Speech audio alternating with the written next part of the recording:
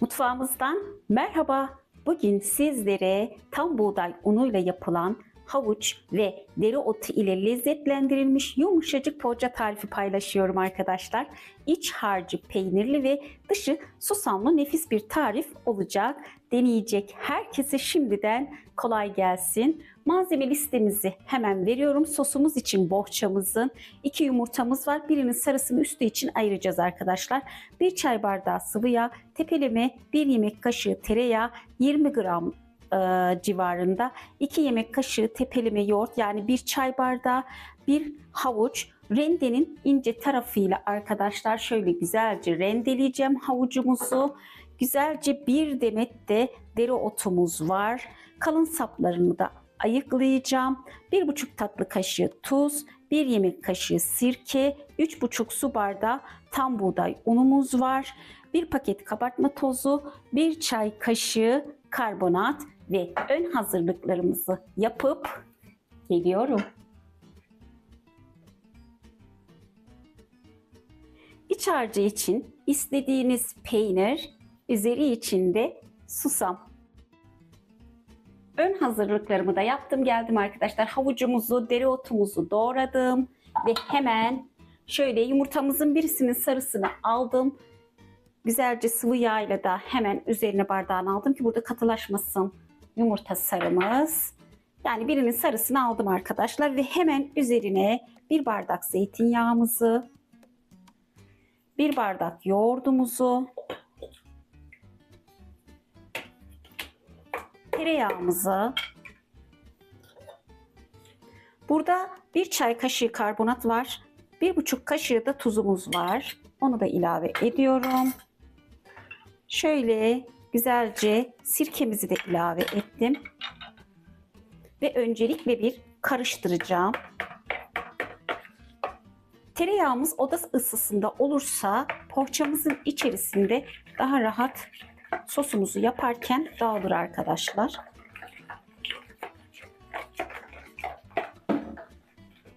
Ve hemen içerisine dereotumuzu, kalın saplarını aldım, incecik doğradım. 1 tane havucumuzu yine rendenin ince kısmından rendeledim. Sosumuzun içerisine ilave ediyorum ve yine karıştırıyorum şu şekilde.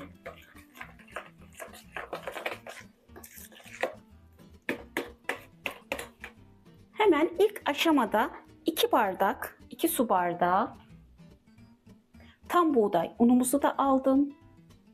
Hemen üzerine 1 paket olmak üzere kabartma tozumuzu da aldım ve şöyle bir öncelikle bir karıştırıyorum.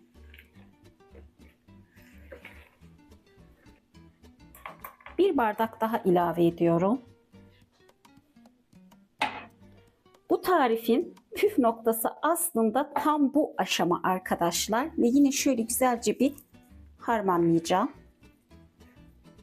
Unumuzu kontrollü bir şekilde ilave ediyoruz ve o şekilde güzel bir hamur elde edeceğiz.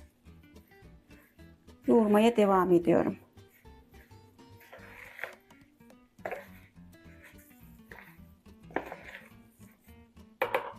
Hala cıvık ve yumuşak arkadaşlar.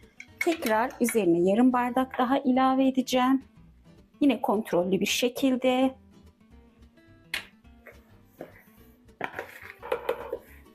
Ve bu aşamadan sonra elimle devam etmek istiyorum. Böyle bohçaları sever misiniz? Yorumlara mutlaka yazın arkadaşlar.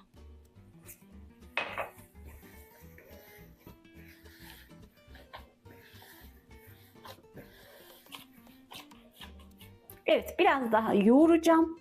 Poğaça hamurumuzu 18 eşit parçaya ayırıp geliyorum.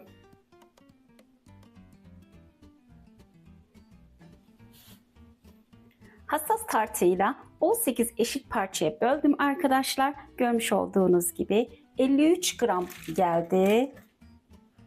Ve hemen peynirimi de hazırladım. İçine istediğiniz gibi hangi peyniri istiyorsanız ilave edebilirsiniz. Yumurta sarımı da zeytinyağıyla iyice çırptım. poğaçamızın üzeri sarı ve çok güzel parlak gelsin diye ve hemen yapımına başlıyorum. Şöyle ilk başta size birkaç tane göstereyim. Avucumun içerisinde açacağım. Bu arada tam 3,5 bardak un gitti. Hamurumuzu yaparken şöyle içerisine bir parça alıyorum. Kapatıyorum arkadaşlar. İsteyen istediği şekilde yapabilir.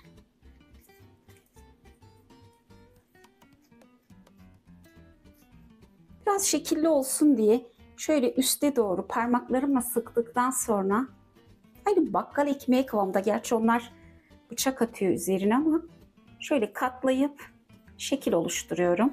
Ben bu şekilde yapıyorum. Siz nasıl yapmak isterseniz.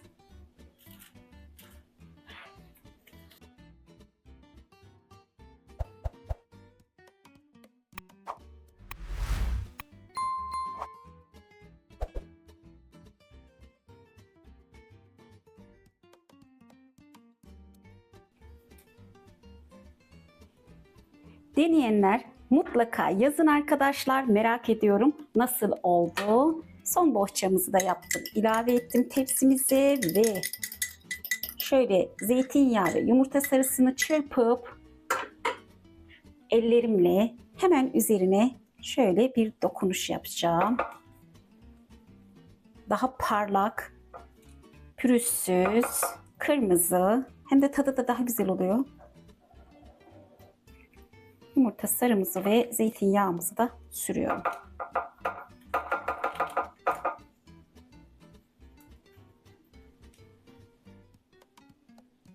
Yumurta sarımızı da şöyle güzelce sürdüm. Yumuşak ama ele yapışmayan bir hamur arkadaşlar. Mutlaka unutmayın, kontrollü bir şekilde unumuzu ilave edeceğiz. Yine son bir dokunuşla şöyle susamlarımızı da üzerine alıyorum.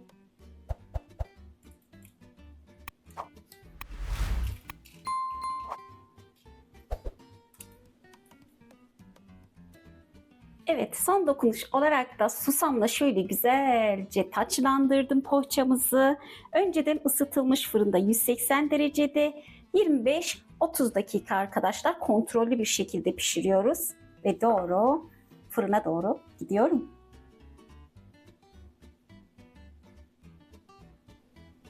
Poğaçalarımız pişti. 20 dakikada pişti arkadaşlar. Dediğim gibi fırından fırına fark ediyor. Mutlaka kontrollü bir şekilde pişiriyoruz. Şöyle görmüş olduğunuz gibi kızardı. Şöyle doku testi de yapayım. Bir tanesini bölmüştüm ben. Çok güzel oldu. Mutlaka yapmanızı tavsiye ediyorum. Mutfağımızı da mis gibi kokuttu. Her taraf poğaça kokuyor arkadaşlar. Ve poğaçalarımız soğuduktan sonra servis aşamasına da gidiyorum. Poğaçaları servise aldım. Tarifimi denerseniz yorumlarda benimle paylaşmayı unutmayın. İzlediğiniz için çok teşekkür ederim. Bir sonraki videoda görüşmek üzere. Videoyu beğenirseniz beğenmeyi ve abone olmayı, yorum yapmayı, bildirim zilini açmayı unutmayın. Görüşmek üzere. Hoşça kalın.